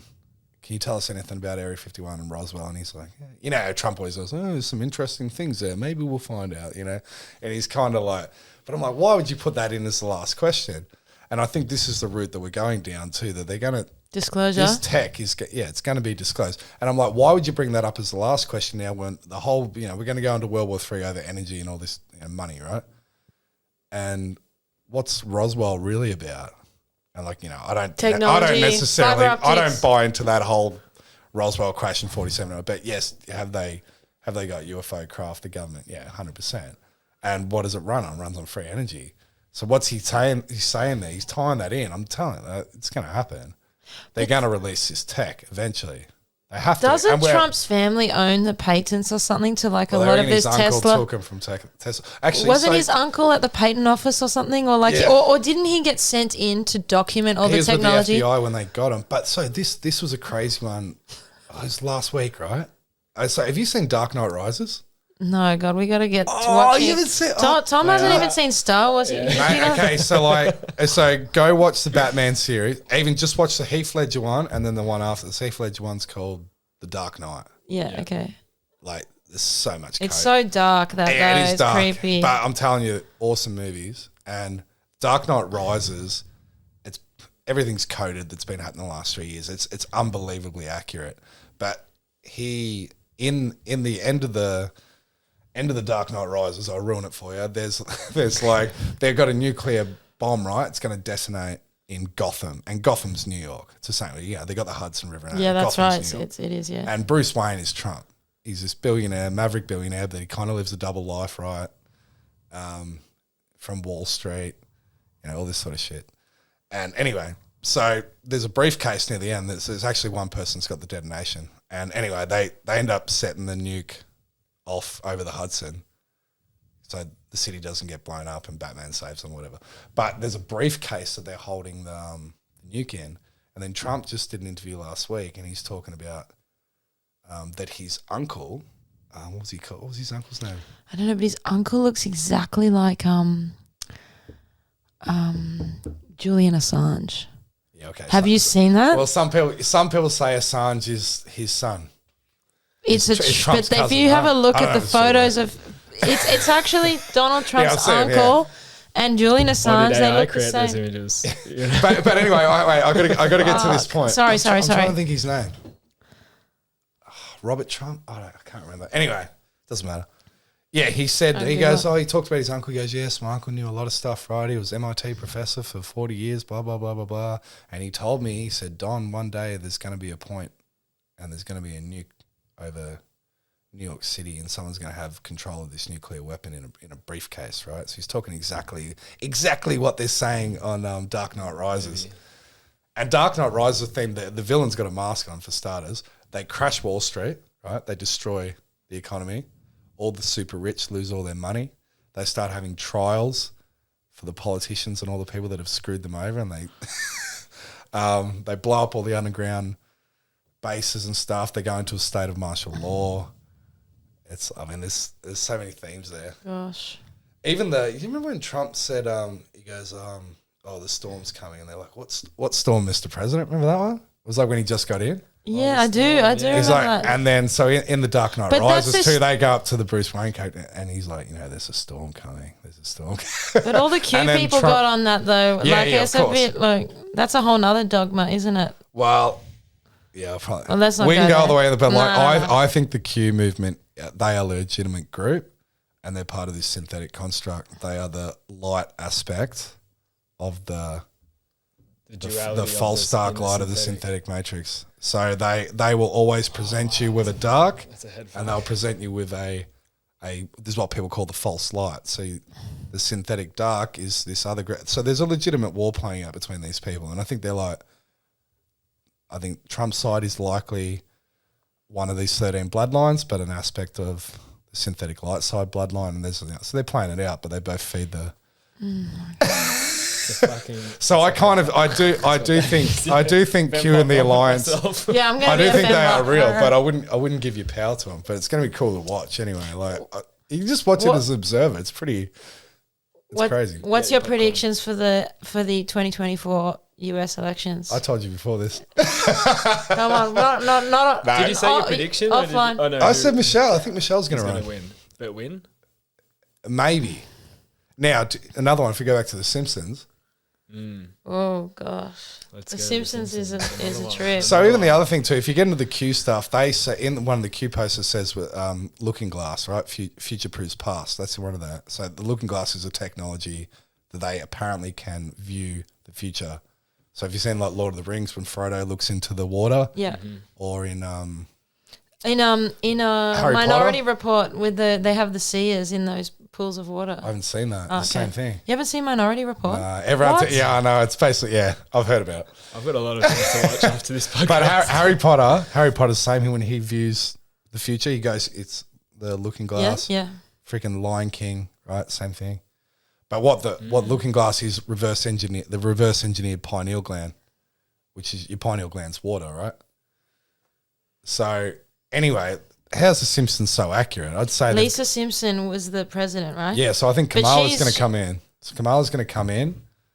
Oh. They're going to get rid of Joe with the 25th Amendment. They'll bring Kamala in, and then Trump's going to face off with DeSantis, and then I think it'll be Trump v. Michelle Obama for 2024. But remember, but there's a reason behind that, because like everything that's why I think Biden was put in by this other side, like Trump's side, right? This synthetic light. They put Biden in to expose the Obama administration because it's the most recent,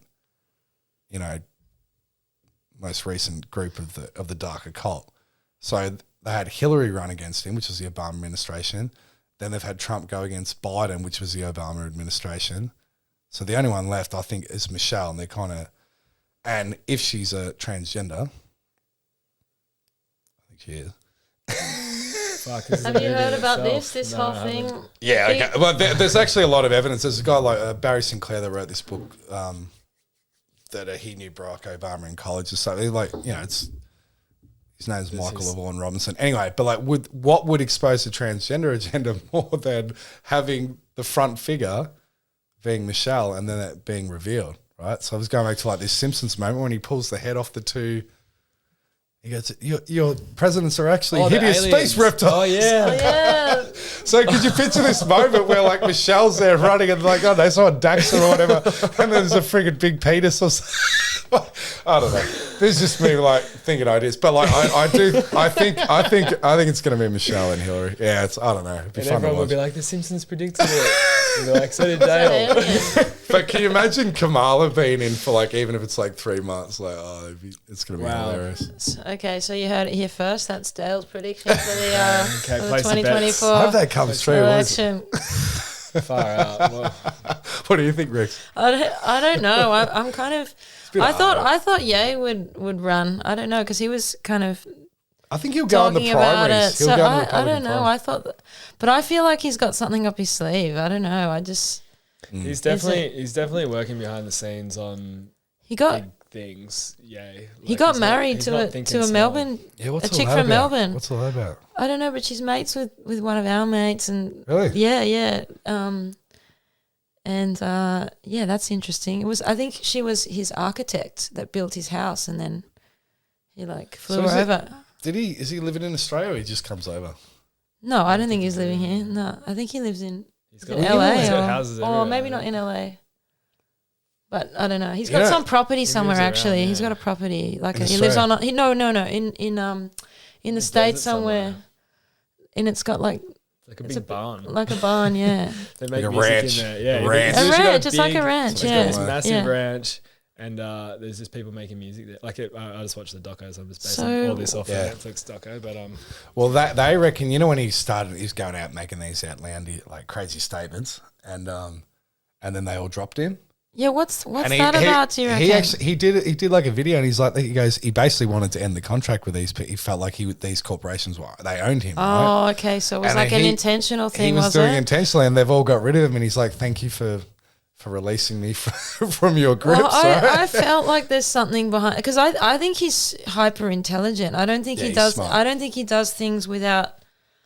He knows what he's doing. He was saying some pretty crazy shit. Well, do you know how And that he's targeted? that weird netting thing that he was. Did you see that interview with Alex Jones? And he was doing. Oh, that, yeah. He was doing that weird shit with the netting. Yeah, and he had the bloody mask and shit on. Yeah, some weird shit there. But But I think he knows, like he's doing things intentionally for some reason. He was calling I don't know out. He what's was calling behind out it. the music producers and execs, right? And he's Okay. basically, I mean, if you've looked at like Professor Griff's work and stuff like that for years, and he talks about particularly the black artists, and they've been absolutely dogged by these producers. And like, you sign the contract, and then they own you. You're a slave.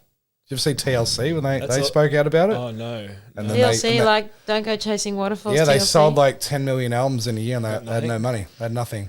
well, and that's then- also so in I- The Simpsons too, isn't it? There's a record company who's like owned by a big mafia lord or something in one episode. What is that? Bleeding Gums Murphy, or Bleeding Gums Murphy. I'm trying to There's always a more like the sex he didn't have no money, right?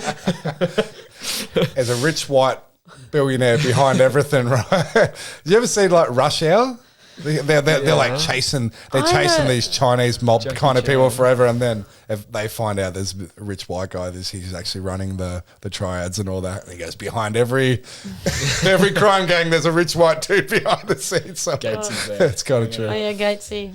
Well, yeah. But yeah, like Kanye was talking about, the control of the music. I mean, we know which group of people who run the music industry, right? Yeah. Not well, it's classing that whole group of people, but it's it's programming too, isn't it? Because it's like if we live in a vibrational universe, it's like if you can control the music, then you're kind of like controlling everything, the frequency, and you're controlling the hertz. Like if we go from, what was it, 532 to, no. 432. 432 to 440. 440. Yeah. What's that, the love frequency? Love frequency to like, I don't know what this other one is, but it's like. Well, Kanye was even talking about that the 808 is supposed to be like at some like dark frequency, you know, that makes a lot of the 808, the drum, the kick like drum. Yeah, the drum machine. I like the 808. Which makes a lot of hip hop music and a lot of like.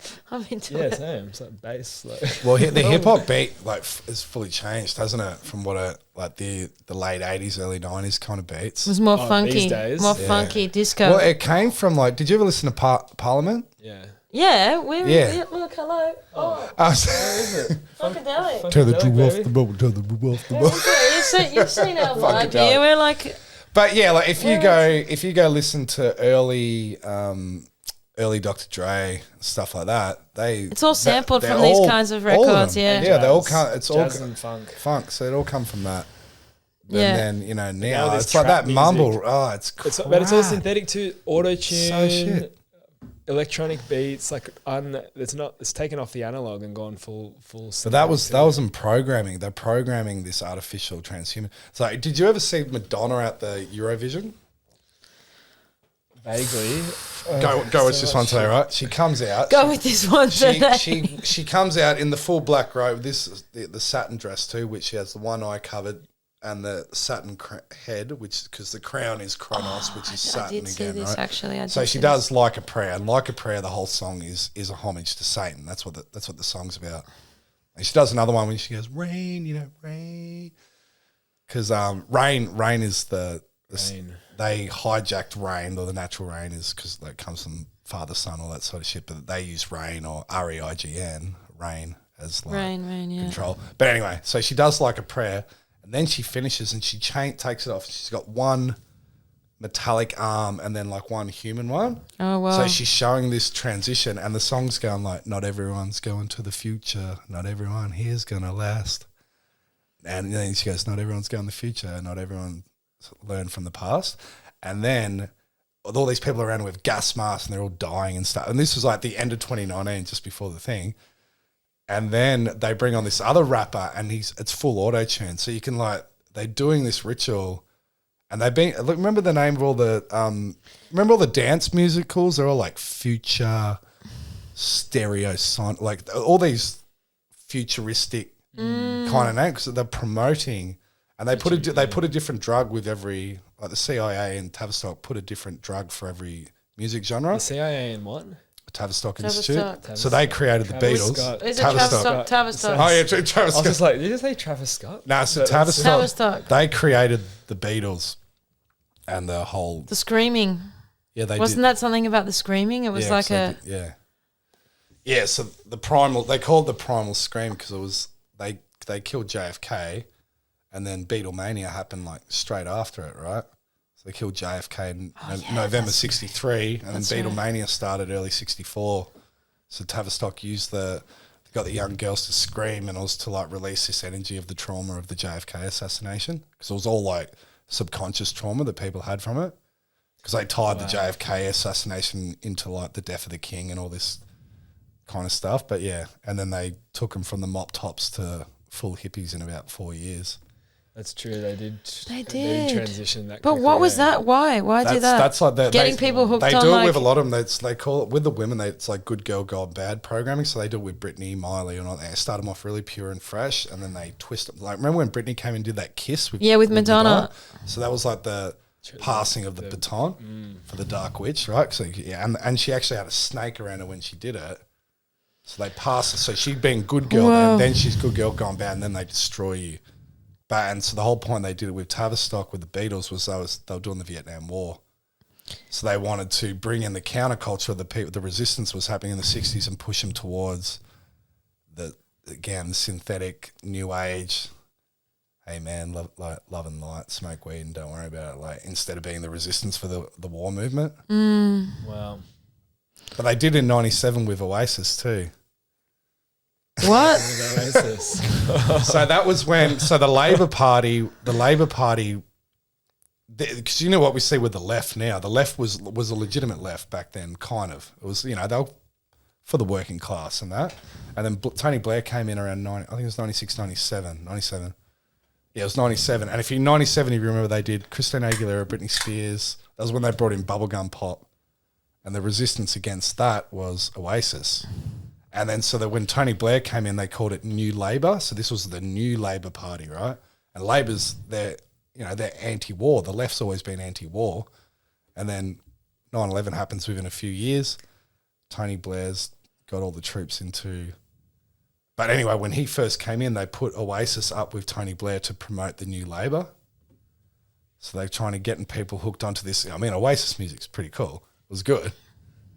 How did you get into all this shit, Dale? I want to know. Were you just have you seen I was anything obsessed, man. In primary school? Were you just going? You had what was it? ODD. You had ODD, and you were just like, I was like, I better shut up there. I'm like absolutely undiagnosed ODD. But your dad, right? I was like obsessed with things. Like when I got onto something. Yeah. We do that too. We get a bit obsessive. We get really obsessive with shit. What's your thing? Oh, it changes all the time. Yeah. Like right now, my thing is myofascia. I'm obsessing on like myofascia and posture and movement. That's cool. Yeah, it's cool because once you start getting into that, you realize, trauma's stored in your fascia and what your fascia actually is. How's your posture now?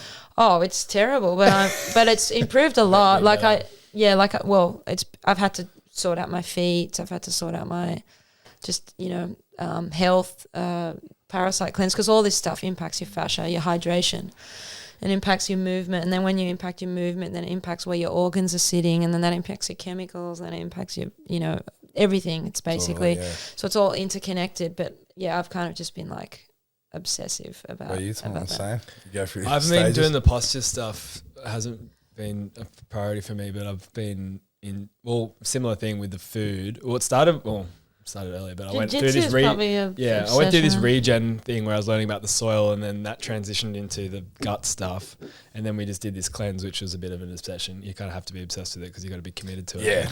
And then I do jiu-jitsu is like my main thing at the moment, which I want to get more obsessed with. How long have you done that for? Just 2 years. Yeah, 2 years. Yeah.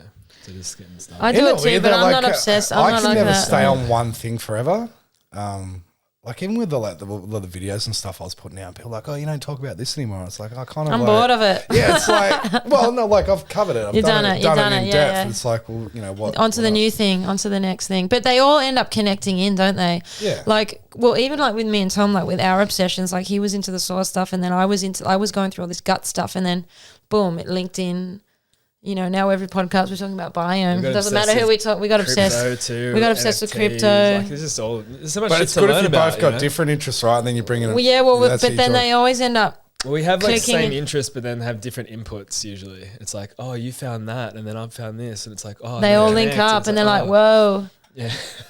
But then you kind of like, I feel like as well, you absorb stuff by default because you're in the same field. If someone's like looking, if you're that, like we're so close that like when you're looking into something by default, it's kind of like other person's kind of learning, it feels like anyway, even if they're not you just directly. it all. But that going with the flow, I think that's your organic, right?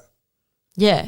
Because like even like I did like a video on whales and shit like a few days ago. Like, I'll flag that. But I don't like. I never planned to do that. It was just like for like 5 days, just like this theme's coming everywhere. I go in the cafe and there's a drawing of the whale there. Someone else sends me a picture of the whale. We go to the Tartary event on the weekend. The guy does the whale dreaming of the didgeridoo. How trippy is that? Then Callie ends up putting these pictures of whales up on the screen. Like the whale songs. Yeah, and then you didn't know that they were going to talk about the whales. We kind of they kind of half mentioned, but she brought it up before I'd ever said anything that I was getting themes of whales. So then my other friends sending me stuff of whales, and then it was just coming everywhere. And then someone goes, "Oh, check out this, check it," and I'm like, "What is going? Like, there's something here, and you can't ignore it." It's like my themes. I don't know what my theme's going to be. It's just like something will happen. It just goes right. Just go with it. Yeah. The more you try and plan stuff, it kind of. Yeah, you're kind of going against the flow. You just got to go where it's going. It's like you just follow where your curiosity takes you, right? Like And That's another thing I've been learning, that's obsessed to is self-guided I've learning, been learning yeah. a lot about. I've been getting in, like I usually just get into these particular podcasts, like whether it's Paul Chak, got obsessed with that, and then Yeah, then you watch them forever, and then you just switch. get over it. Yeah, and now I'm watching Robert Kiyosaki like over and over, like all about the banking system, the money, and everything, and it's just like, you know, but you just I don't know. There's just like some hook that happens where you just become genuinely interested, and then you just. But you know when it finishes, you don't even know till you like kind of done with that. Now. Yeah, exactly. Yeah, it's like you reach a point where you're just like, yep, I've got enough. Yeah, I've satiated my curiosity to some degree. I'm like fascinated at those people that and like they're usually real successful people that have like a real narrow focus on one subject for like decades, forever. Yeah, like think of even like Mike Tyson, like how he became world champion. It was basically like 10 years of like the moment you wake up, it's boxing, training. Like that's your life. Like there's nothing else exists in that. Well, he was talking about he used to get hypnotized and stuff to be a killer. Oh, that's pretty interesting. And then he says he was a killer, and then no one unhypnotized him to be not a killer. So once he stopped boxing, he was driving around with fucking leopards or tigers in his car and shit, smashing shit up, doing all kinds of crazy shit. Because he's like, I literally was trained to be a killer, and I never got untrained. And now he's like unraveled those neural pathways or whatever. And now he's like, he seems pretty peaceful, but yeah. But you know, because they're supposed to do post-hypnotic suggestions. So you take someone out of hypnosis and you can install like one thing in the reality or whatever it might be. So everything will be normal here, but it's like that cup's not there, or like you think this about this. Install one thing. What do you mean? Yeah, so like, okay, I'll like say you wanted to how can I do an example? Like, okay, say I like wanted you to like give up coffee, right? Mm-hmm. So like you can put you under hypnosis, and then the post-hypnotic suggestion is that everything will be normal in your reality, but this is going to taste like shit, right? And that will just stay in your field forever until that post-hypnotic suggestion is brought out. Like, have you heard? There's this guy. This was in the holographic book too. He did one on this guy, and he hypnotized him, and his daughter was in the room, and he goes, "Oh, well, He goes, everything will be normal in reality, but when you come back in, you won't be able to see your daughter in the room. And you're like, you can't see her. They're asking, like, where's your daughter? They're all laughing at him. She's like standing in front of him. And he had like a pocket watch, and he held the pocket watch behind her back. And he's like, can you read the watch? He's like, could tell the time. He could read it through the body.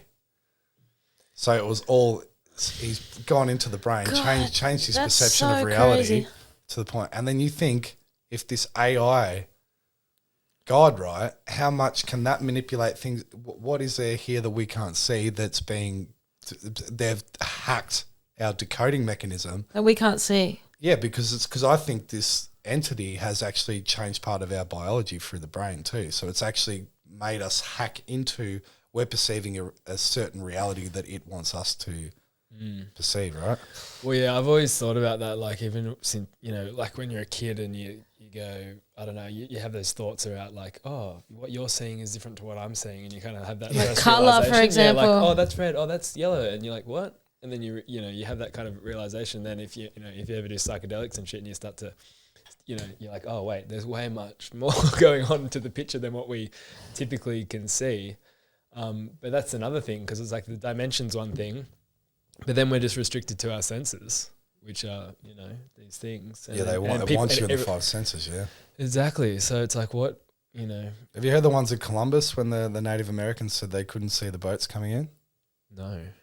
I've heard this, but it's similar here, wasn't it? Similar. I don't know if the story's real, but this is what they say, right? And that they, because their perception of a boat of that nature was not in their reality. It's basically like spaceships coming in, that if there wasn't enough collective perception that was possible, that they couldn't see it until they were there, right? It's like the monkey thing. Yeah. 100 monkey theory. 100 monkey thing.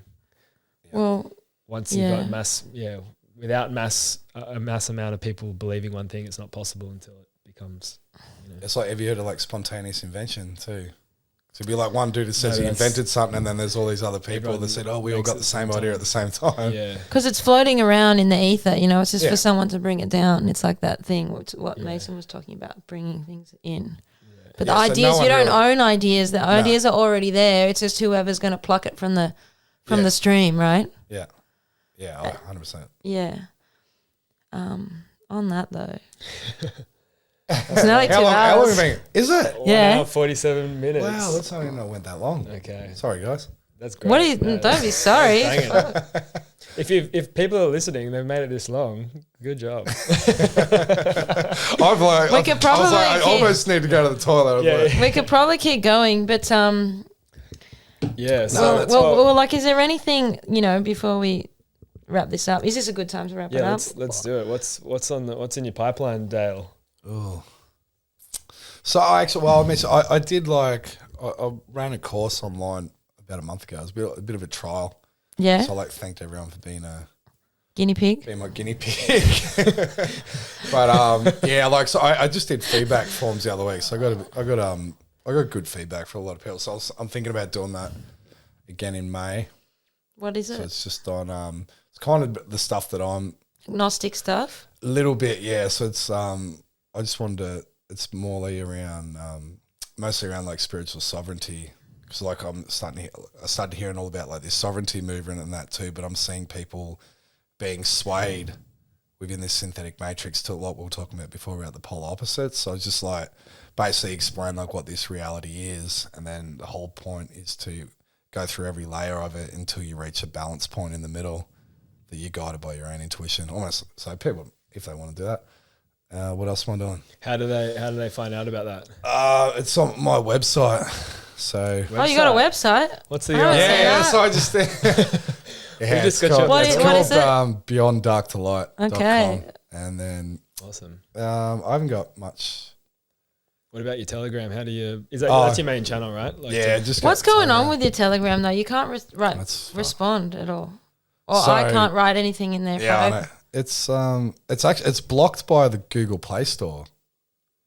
So if you can't read my comments unless you view via a PC, or unless you go to the Telegram, delete the app, And go to the Telegram web page and download a different app. download it from there. So if you download it from the Play Store, you won't be able to see the comments. But So I it's super didn't weird. get from the Play Store, and I can't Didn't get. you? No, I'm on an Apple device, so Yeah, so I Same think thing. so if you go to the Telegram web page, download the app from their web page, you should be able. okay. Not through Apple. It's bizarre.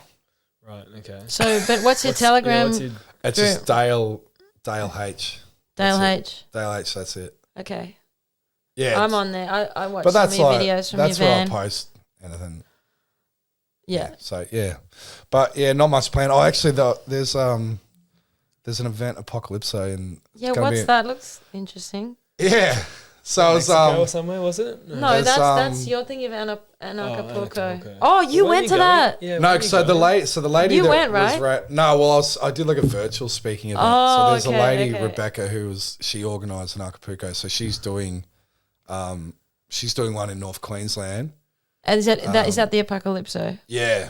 So apocalypso.com, I think, and then that's not the website. Don't worry. Anyway, I'll find it. We'll put the link below. Yeah, When's I'll that? send it to you. I'm trying to remember.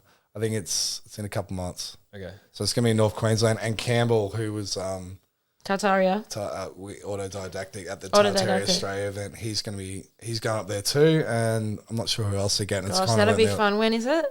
I can't remember the date. Let's go. I've been wanting to. I've never been to North Queensland, so That'll be fun. Yeah, I went last year, actually, first I time. It saw was the awesome. thing for that. Oh, did I? We saw the poster. Yeah, I had Campbell the was poster. going around. I go, ooh, Apocalypso. right. Remember? Yeah, we yeah, wear our yeah. Hawaiian shirts. Yeah, so besides that, not much really. Cool. Well, if anyone's interested, get on Dale's Telegram. You have to download the app from the website. Oh, you just don't read the comments. The comments are probably Just worth can't reading.